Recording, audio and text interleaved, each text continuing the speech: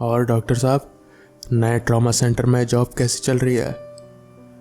Phone की दूसरी तरफ से दोस्त अंकुश ने जब डॉक्टर आदित्य से पूछा तो डॉक्टर आदित्य की आवाज में एक अलग ही बेचैनी थी।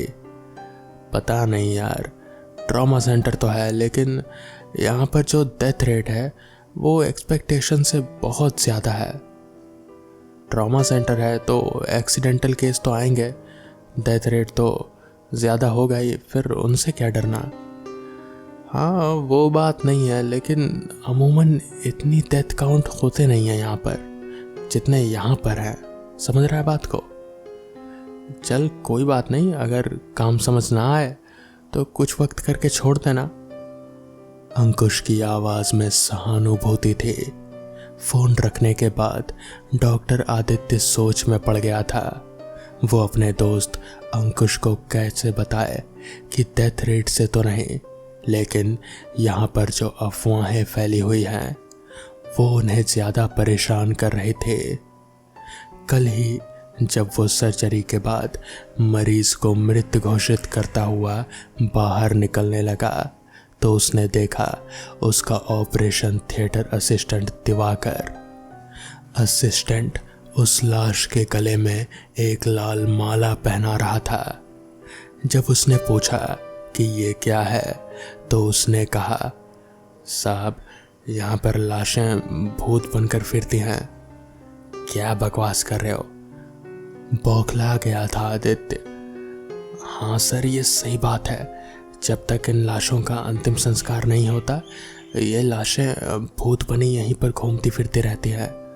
जिंदा लोगों और लाशों में अंतर करने के लिए हमें लाश को लाल माला पहनाना पड़ता है। डिस्गस्टिंग, कैसी बकवास बात है। कहता हुआ हड़बड़ाता हुआ आदित्य ऑपरेशन थिएटर से बाहर आ गया था, लेकिन दिवाकर की बात उसे देर तक परेशान करती रहे थे। रात बड़ी मुश्किल से नींद आई और अगले दिन जब अस्पताल पहुंचा और तीसरे फ्लोर पर बने हुए ऑपरेशन थिएटर पर पहुंचने के लिए जैसे ही लिफ्ट की ओर बढ़ा तो पीछे से एक आदमी तेजी से हाथ बढ़ाता हुआ उसकी ओर आ रहा था। उसकी आंखें लाल थी। उसके गले में लाल माला देखते ही आदित्य घबरा गया था और उसने लिफ्ट में आते ही तेजी से लिफ्ट को अंदर से बंद कर लिया था। अब आदित्य बुरी तरह से हाँफ रहा था, जिसे देखकर लिफ्ट में पहले से ही खड़ा एक व्यक्ति जो शॉल ओढ़े हुए था उसको इतना परेशान देखकर उसने कहा, सर क्या हुआ? तब आदित्य ने उसे सब कुछ बताया। उसे दिवाकर का पूरा किस्सा बताया कि वो आदमी कैसे लाल माला पहने हुए था। ये सुनते ही उस आदमी ने अपना शॉल हटाकर कहा, सर ऐसी लाल माला की तो बात नहीं कर रहे हैं आप? अब उस लाल माला पहने व्यक्ति की आंखें भी बिल्कुल लाल हो गई थी और इधर आदित्य की आंखें फैल गई थी। थर्ड फ्लोर पर ऑपरेशन थिएटर के बाहर अब आदित्य भी लाल माला पहने हुए स्ट्रेचर पर लेटा हुआ था। तो दोस्तों, ये थी आज की पहली कहानी। तो चलिए बढ़ते हैं आज की दूसरी कहानी की ओर।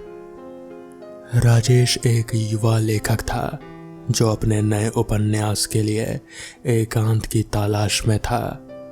उसने शहर से दूर एक पुराना और सुनसान घर किराए पर लिया।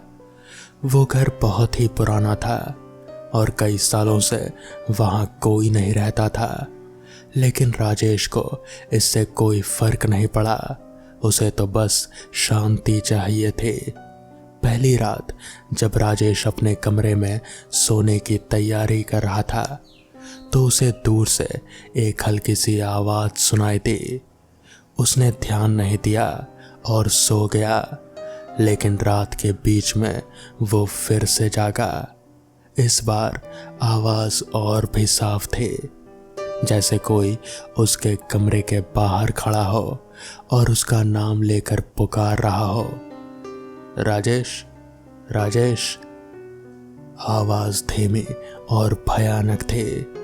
राजेश ने सोचा कि शायद ये उसकी कल्पना मात्र है।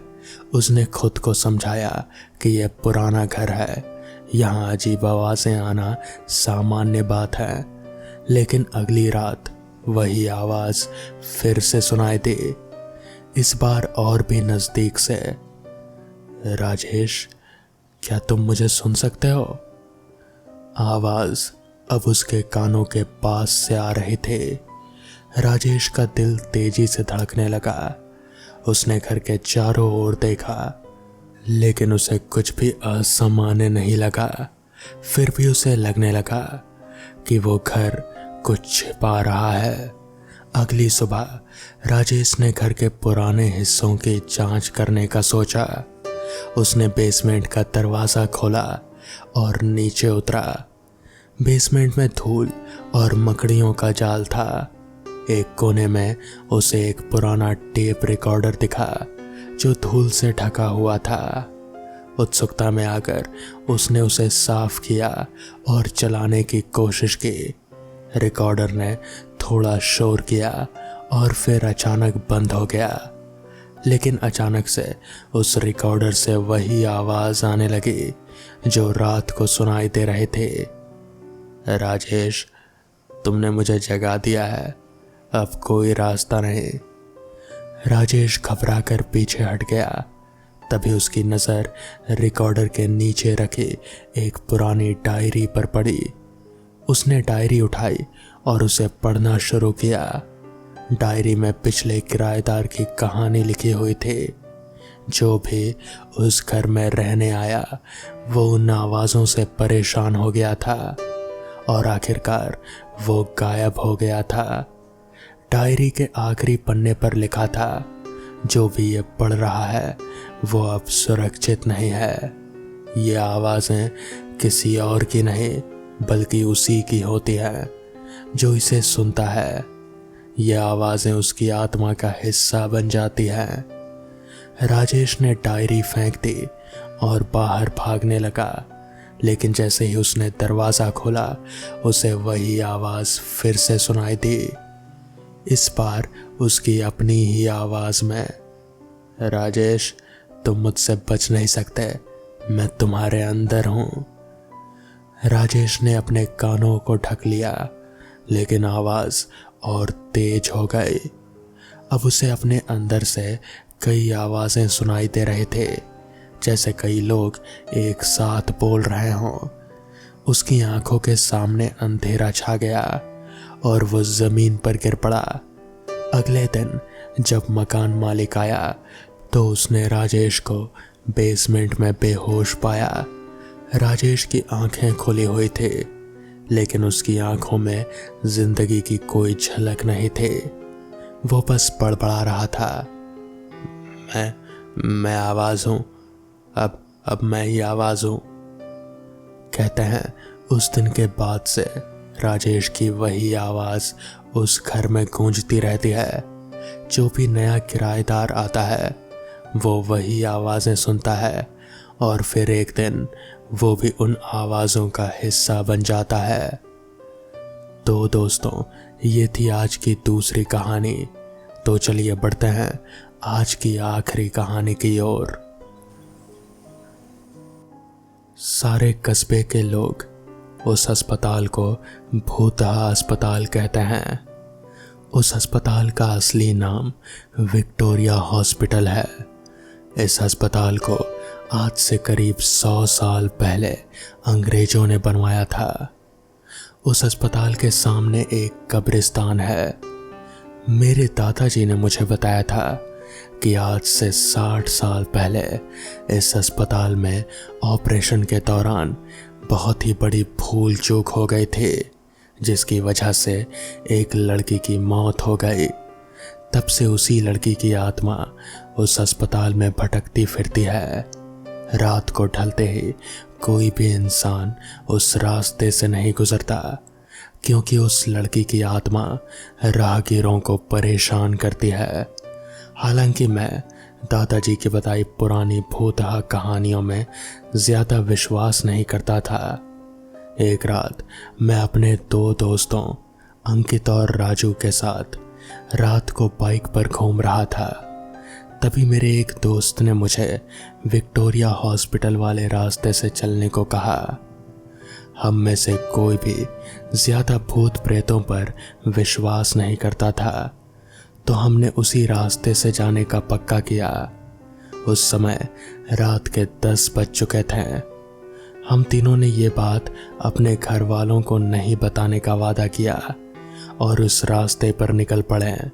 जैसे ही हम उस रास्ते से निकले, रास्ते पर रेत होने की वजह से हमारी बाइक फिसल गई और हम तीनों धड़ाम से बाइक से दूर जाकर गिरे। गनीमत थी कि हम लोगों को कोई चोट नहीं आई। बाइक चला रहे मेरे दोस्त अंकित ने बोला कि उसका बैलेंस तो बराबर था, पता नहीं बाइक कैसे फिसल गई। हालांकि वो थोड़ा डर गया था, तो मेरे दूसरे दोस्त राजू ने बाइक चलाने को कहा। अब राजू बाइक चला रहा था। हम 1 किलोमीटर ही चले थे कि अचानक हमारी गाड़ी का टायर पंचर हो गया और गाड़ी की स्पीड तेज होने की वजह से गाड़ी इस बार फिर पिछली बार से दूर जाकर फिसलती गई। इस बार हमें कोहनियों और घुटनों पर थोड़ी चोट आई थी। अंकित फिर से बोला कि इस जगह में जरूर कोई गड़बड़ है, हम लोग वापस चलते हैं। लेकिन मैंने और राजू ने उसकी बात नहीं मानी और बाइक उठाकर पैदल चलना शुरू कर दिया। हम थोड़ी दूर चले ही थे कि अचानक किसी लड़की के चीखने की आवाज सुनाई दी। ये सुनकर हम रुक गए। तभी अंकित बोला, यार तुम लोगों को चीखने की आवाज सुनाई दी क्या? हमने उसकी बातों को अनसुना करके कहा कि शायद कोई जानवर की आवाज होगी। 5 मिनट चलने के बाद फिर वही चीख सुनाई दी। इस बार तो हम दोनों को भी थोड़ा डर लगने लगा। हम तीनों ने वापस चलने के बारे में सोचा, लेकिन हम रास्ते के बीच में आ गए थे। पीछे चलने में 3 किलोमीटर और आगे चलने में 2 किलोमीटर और बाकी था। हम लोगों ने आगे जाने का सोचा। थोड़ा आगे चलने पर हमें बरगद के पेड़ के नीचे एक औरत दिखाई दी। इतनी रात को अकेली औरत को देखकर हमारे रोंगटे खड़े हो गए। हम लोगों ने पीछे मुड़ने का सोचा, तभी वो बूढ़ी औरत चिल्लाई, बेटा रुको, मुझे हाईवे तक का रास्ता बता दो। हमने पूछा, आप इतनी रात को इस रास्ते पर क्या कर रही हो? तो उस बुढ़िया ने कहा, मैं पड़ोस के गांव की रहने वाली हूं और मेरे पास पैसे नहीं हैं, इसलिए मैं पैदल ही निकल पड़ी। हाईवे के पार मेरा गांव है। हमने उस बुढ़िया की बात का विश्वास कर लिया और आगे निकल पड़े। रास्ते में वो बुढ़िया हमसे सारी बातें पूछने लगी। बुढ़िया हम तीनों के पीछे चल रहे थे। हम तीनों दोस्त अब अपनी बात कर रहे थे। तभी राजू बोला, लो माँ जी, आगे आपका रास्ता। और वो जैसे ही पीछे मुड़ा तो वहां कोई नहीं था। हम तीनों की तो सिट्टी बिट्टी गुल हो गई। हम बाइक को धक्का मारते हुए जोर जोर से भागने लगे। भागते भागते अंकित ठोकर खाकर गिर गया और हमें जोर से चीख सुनाई दी। हमने भी बाइक को वहीं पटक कर अंकित के साथ दौड़ने लगे और अस्पताल के पास कब्रिस्तान तक पहुंच गए। ये सब होते होते रात के 12-1 बज चुके थे। हम पसीने से तरबतर हो गए थे और कब्रिस्तान पार कर एक मंदिर में रुक गए, क्योंकि अगर बिना बाइक के घर जाते हैं तो जूते पड़ते हैं। इसलिए उस रात मंदिर में ही रुक गए और सुबह होते ही बाइक लेकर अपने घर आ गए और घर वालों से कह दिया कि रात को दोस्त के यहाँ पर रुका था। उस रात के बाद से हम उस रास्ते पर कभी नहीं गए। मुझे आज भी सपने में वो भूतिया बुढ़िया और चीखने की आवाजें आती हैं। तो दोस्तों, ये थी आज की पहली कहानी। तो चलिए बढ़ते हैं आज की दूसरी कहानी की ओर। वो कोई गर्मियों की रात रही होगी। शहर के एक प्रतिष्ठित MBA कॉलेज के बॉयज हॉस्टल के छत पर 4 दोस्त बैठे हुए थे और हाथ में एक बोतल थी। उनके हाव भाव से लग रहा था कि शायद उस बोतल में शराब थी। भाई बस ये 2 दिन और बीत जाए, प्लेसमेंट भी सही से हो जाए, तब तो सब सेट है। सब अपनी अपनी जॉब में बिजी हो जाएंगे।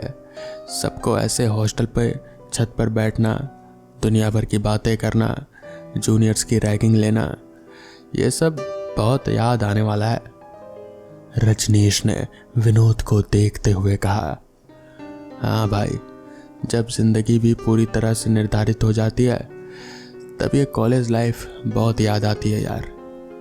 देवेश ने विनोद और रजनीश के कंधों पर हाथ रखते हुए कहा, मगर सालों, क्या हम सभी उस घटना को कभी भूल पाएंगे जो उस दिन हुआ था?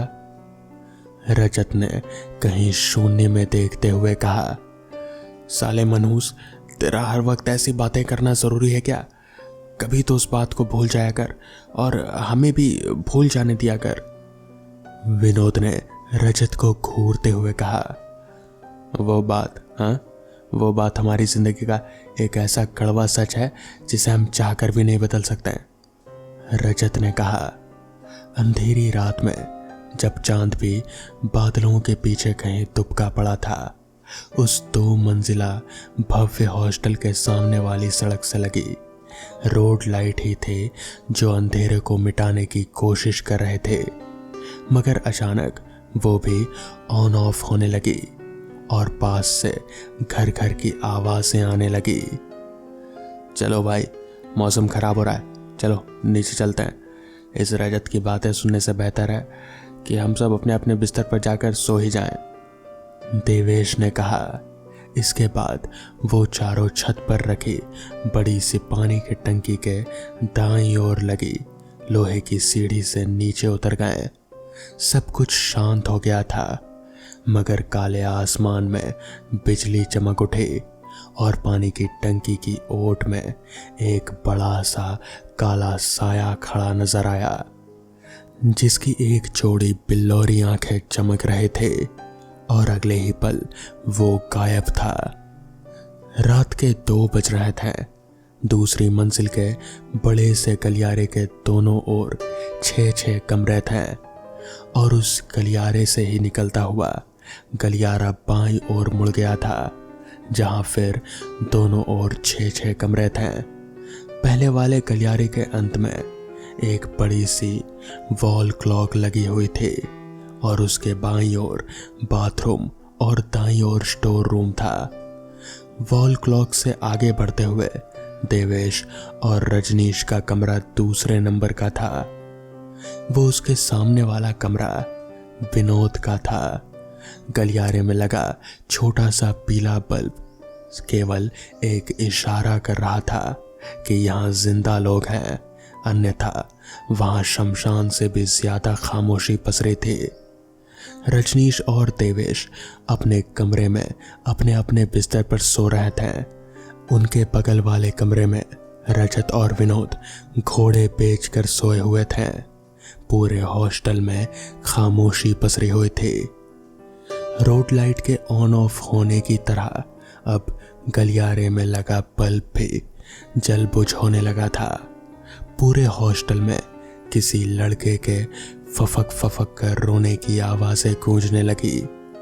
रजनीश की आंखें खुली और नींद में ही एक फत्ती सी गाली देता हुआ वो बोला, कौन है यार, लड़कियों की तरह रोए जा रहा है रात के समय?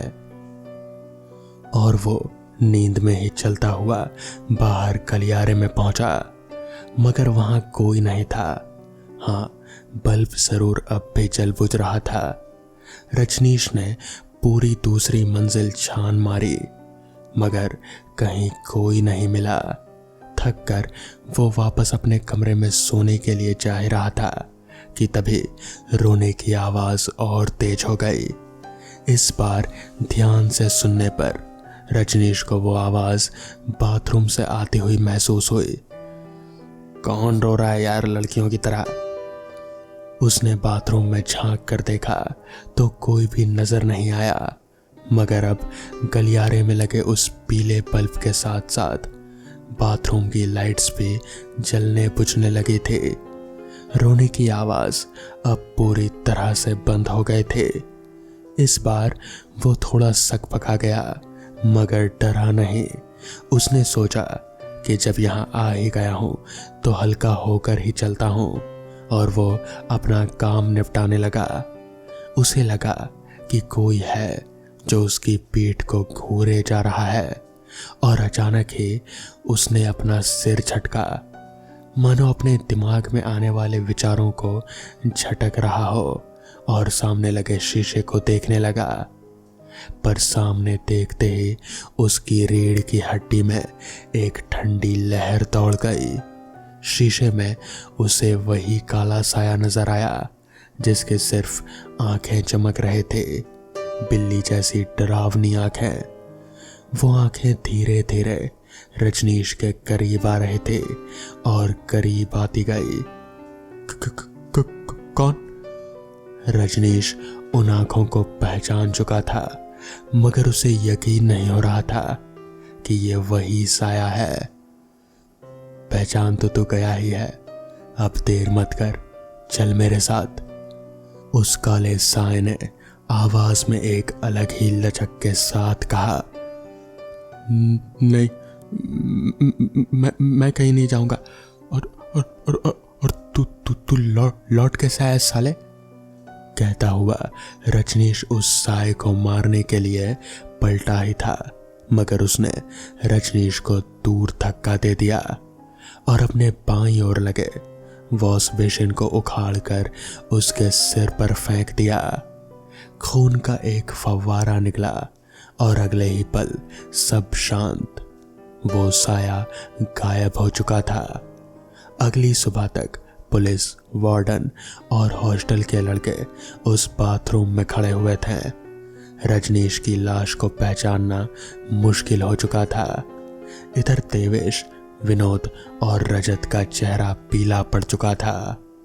आखिर उनका दोस्त अब उनके बीच नहीं था, और जिस बेरहमी से उसका खून किया गया था उसे देखकर तो कोई भी डर जाता।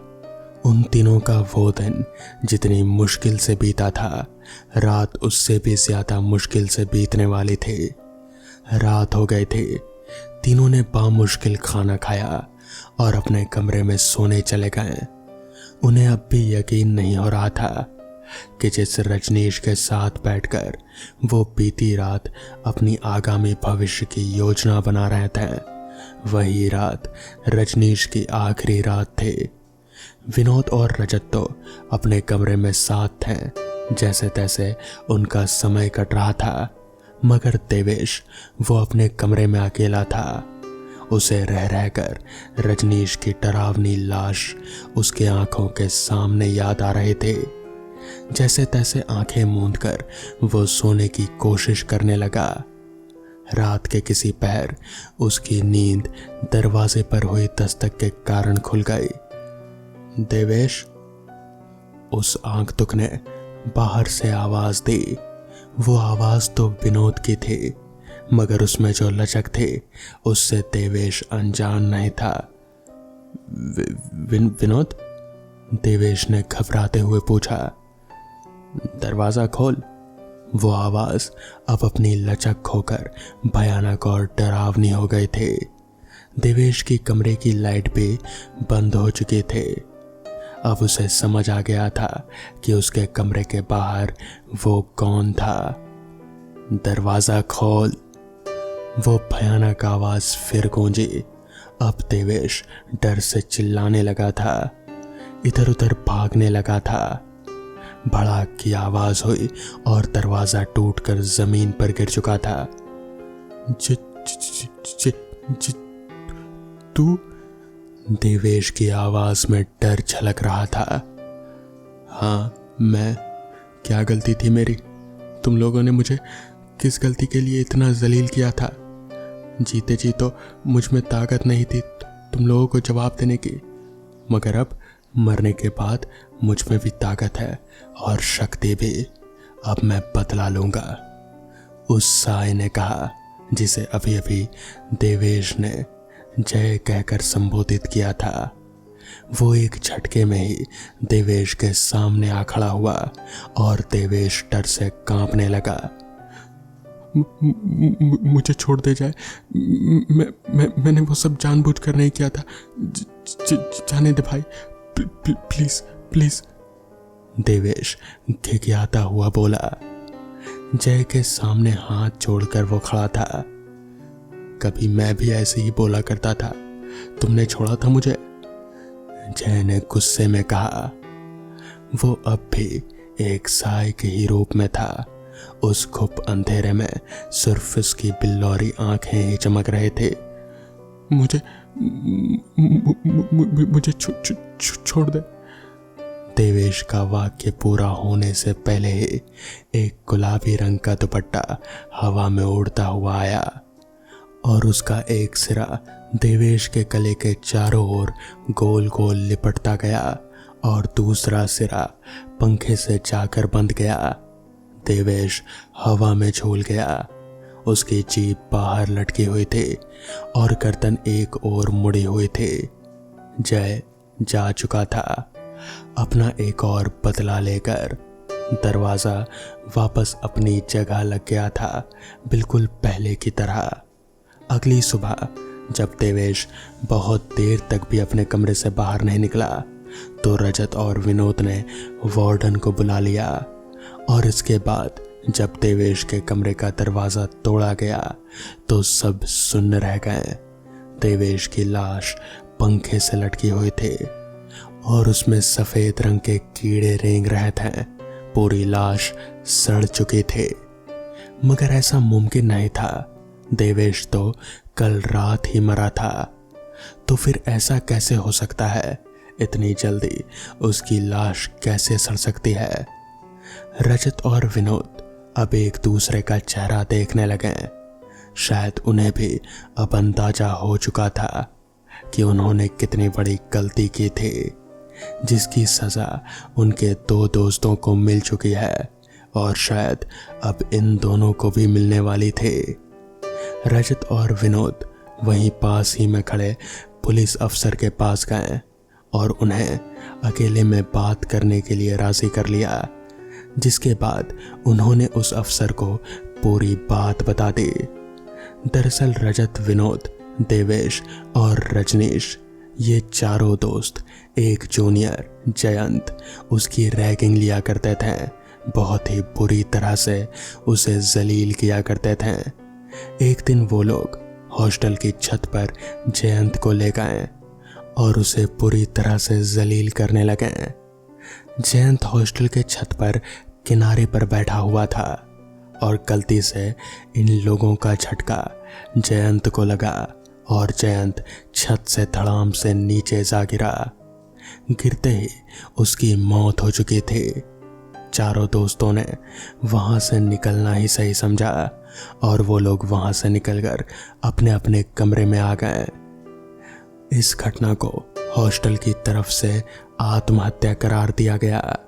तब भी उन चारों दोस्तों ने किसी को कुछ नहीं कहा और ये राज हमेशा के लिए अपने में ही रखा और शायद इसीलिए उन लोगों को उनकी सजा मिली। बाकी अब बचे दो दोस्त, उन्हें पुलिस कस्टडी में ले लिया गया और फिर उन्हें कुछ नहीं हुआ।